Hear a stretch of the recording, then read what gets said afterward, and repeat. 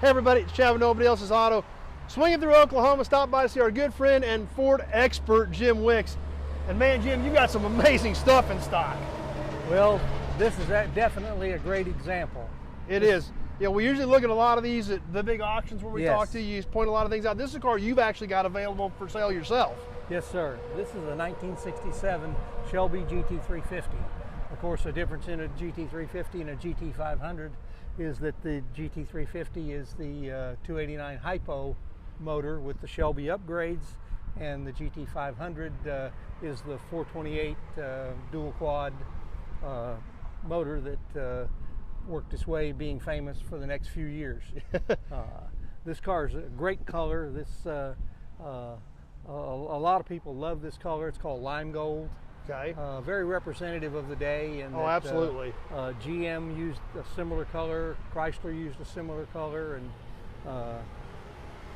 matter of fact, it was often joked so often that the motor companies must have got a special deal on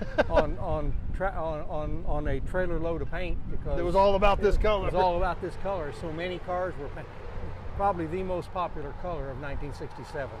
Now on the GT350 and the GT500, if we're standing here looking at the car, the scoops, the hood, are there differences in that? No, all of that is the same. Okay, all the 67 Shelby body mods were basically the same. Yes, yeah, the stripe would denote the difference. It would be GT500 instead, and the side marker emblem there, the GT350, that would read GT500. And then if you go back on the gas cap, you find the same emblem. And that was what designated it, the scoops, yes, the spoiler, the hood scoops. That was what, all the same. What made the part of the Shelby package. Shelby added an aluminum intake manifold to the 271 horse 289 K-code motor. Okay. And they called it a 306 horsepower. Okay. These cars, as the K package, you got dual point distributor and a little bit bigger carburetor and so on. If this car is a 4-speed car, so it has the Shelby's own 715 Le Mans Bowl Holly carburetor. If it was an automatic, it would have had Ford's, often referred to as a cracker box Autolite. Okay. And but that was unique to the package. Well, let's take a peek inside this. So you said this is a 4-speed car. Yes, it is. Of course, we've got a fold-down seat. Obviously, is that a Shelby steering wheel? That wood wheel? That wood grain steering wheel is part of the Shelby package. This is a beautiful car. That black really offsets against that green. Oh, great color combination. And of course, when you look inside and look at the back, you see the fold-down rear seat. Which is folded down. Which is folded down. If you fold it up, you have another 2 seats to sit in. Also, the 67 Shelby featured the roll bar. Right in there, you can see the roll bar and the shoulder harnesses. And that was totally unique to the Shelby package. Shoulder harness is almost unheard of at that point. Yes. Unless you were actually racing the car. Uh-huh. So around the front of this thing, this dual snorkeled hood, was this a 67 only hood? This was a 67 only hood. So 68 they changed this was Shelby's own design, and the nose piece is a one-piece unit that incorporates the headlight buckets and the lower valance. Now Mustang, that was several pieces, correct? Mustang, that would have been 4 individual pieces. Okay. And another unique fact on this car is it's a narrow headlight car. As you know, the feds often got focused on strange things and what they needed to say that was not healthy.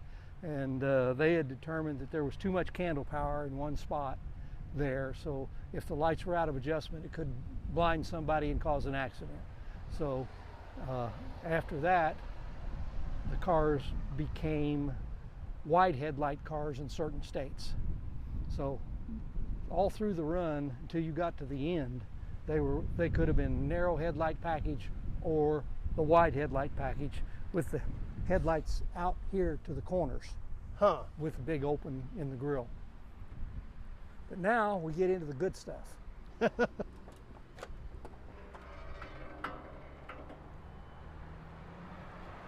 Very clean, well detailed. The aluminum intake is in place. The factory dual point distributor. This car's a little bit upgraded, so you could have some real fun driving this car. And one thing that has made 67s become very popular in the last few years is the fact that they were the last cars built in LA. Okay. So a lot of enthusiasts feel that these were the last Shelbys. The rest were done by Ford Motor Company with the Shelby name.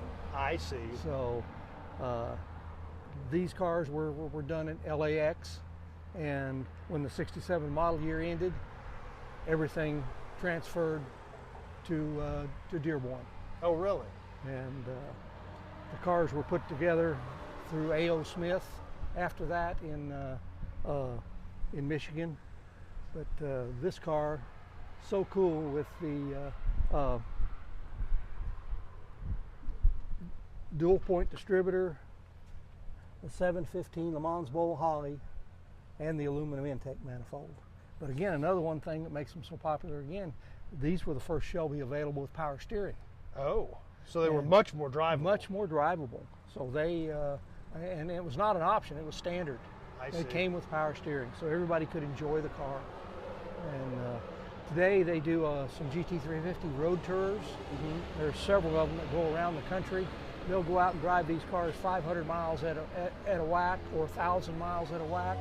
And so, you know, a lot of that's been coordinated through the Shelby Club and several individuals. So there's some real fun that can be had with these cars. Yeah, sounds like it. But I think the 67, the lines, the way the hood flows, definitely make it a very desirable car. For sure. Some of these cars have continued to be raced in Sports Car Club of America B production. Yeah. And there were a few cars that 67s that won a few races in the day. So they were heavier than the 65s and 6s, so they were a little bit outclassed in that manner, but very cool car. Another thing to mention is the wheels. If you look at the wheels, they are what's called Magstar wheels. Okay. That were done specially for Shelby. They're a 15x7, got an aluminum center, mounted in aluminum center that is mounted into a steel rim. It very attractive on this car. The other optional wheel would have been the very common Shelby 10-spoke aluminum alloy wheel. Yeah. But base for the car would have been hubcaps.